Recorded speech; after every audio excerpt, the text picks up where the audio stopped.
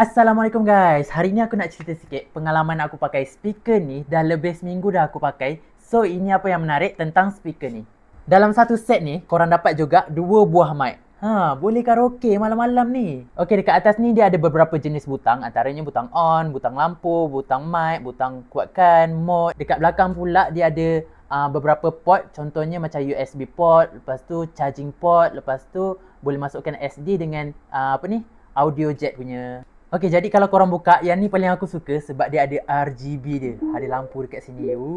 Memang cantik gila. Lepas tu, lampu dia ni ada macam-macam mode. Korang boleh tukar-tukar nak satu warna atau nak berkelip-kelip. Okey, untuk mic dia pula, ada butang on off. Lepas tu ada butang kuatkan slowkan volume dan ada butang tukar suara.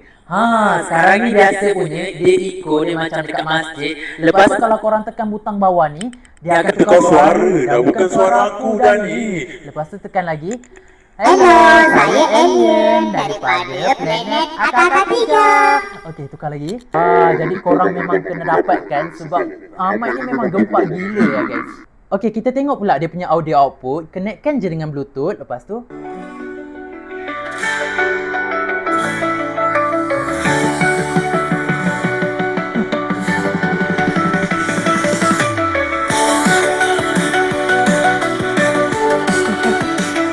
korang tengok speaker dekat sana. So kita akan mainkan.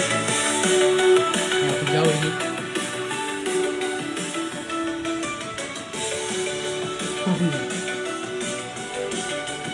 Bagi aku, speaker ni memang pilihan hati. Memang sangat seronok. Nak dengar lagu boleh, tak ada delay. Lepas tu nak karaoke boleh. Lepas tu nak masukkan SD card boleh. Nak dengar pakai headphone pun boleh. So macam-macam kegunaan dia. Nanti kalau korang nak beli, aku dah sediakan dekat beg kuning.